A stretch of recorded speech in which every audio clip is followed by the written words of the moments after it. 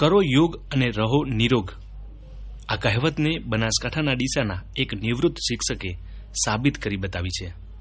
ડીસાના નિવૃત્ત શિક્ષક લક્ષ્મણભાઈ જાદવ છેલ્લા 19 વર્ષથી ડીસાના સાંઈબાબા મંદિરે નિઃશુલ્ક યોગ શિબિર ચલાવે છે અને અલગ અલગ યોગ કરાવી લોકોને રોગમાંથી મુક્ત કરે છે। અત્યાર સુધી કેટલા લોકોને તેઓએ યોગ શીખવાડ્યા છે, દરરોજના કેટલા લોકો તેમના પાસે યોગ શીખવા આવે છે, તેમજ તેમનો મુખ્ય ઉદ્દેશ શું છે તે જાણીએ। લક્ષ્મણભાઈ જાદવ મારું નામ છે।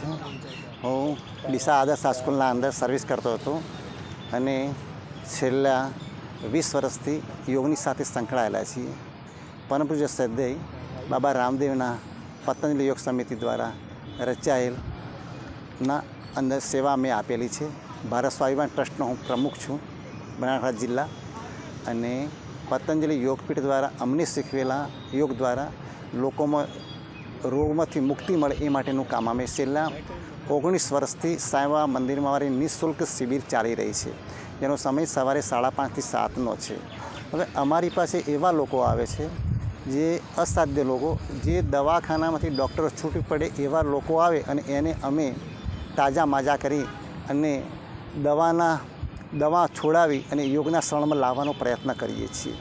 આ કામ મને શરૂઆતથી હરિદ્વાર ગયો અને શિબિર પહેલી ભરી, એના પછી મનમાં થયું કે કંઈક સમાજ માટે અને દેશને ઉન્નત કરવા માટે કંઈક એવું કામ કરીએ જેથી લોકો એ તરફ આકર્ષાય। એનાથી અમે ઘણા લોકોના બીપી છે, સુગર છે, થાઇરોઇડ જેવા રોગો ઉપર નિયંત્રણ લાવી દીધું। જેને દવાઓના જે ખોબલો ભરી દવા લેતા હતા એ દવાઓ બંધ કરાવી અને એમને એકદમ નિર્મળ બનાવી આરોગ્ય પ્રાપ્ત કરાવેલું છે।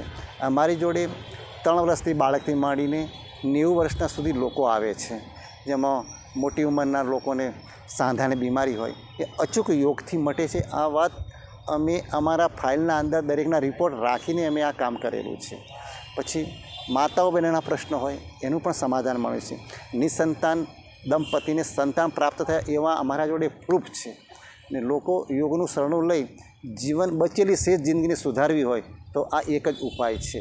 એક જન્મ માતાના પેટથી મળ્યો, બીજો જન્મ યોગથી મળ્યો છે। જીવનના અંદર આગળ વધવું હોય તો દરેકે ભારતના એક નાગરિકે યોગના શરણમાં રહેવું પડશે। આપણા વડાપ્રધાન શ્રી પોતાની આખી દિનચર્યામાં 1 કલાક કાઢી શકતા હોય આટલી દેશની જવાબદારી, અને આપણે 1 કલાક ન કાઢીએ તો આપણે કેટલા આળસુ કહેવાઈએ। ઘણા લોકોને પૂછે કે સાહેબ અમને સમય નથી, અને વળી પાછા એ જ લોકો દવાખાનામાં 5-5 કલાક લાઈનમાં બેસી રહે છે।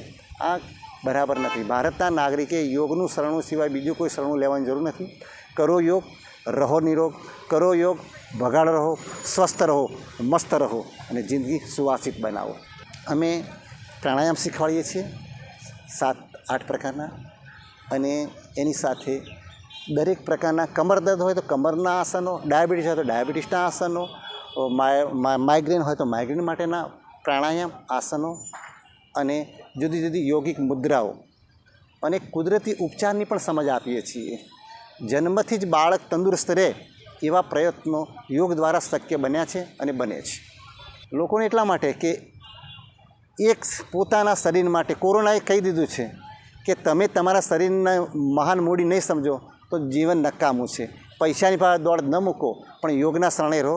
તમારું શરીર તમે તમારા ડૉક્ટર છો, આ સમજીને આગળ વધો।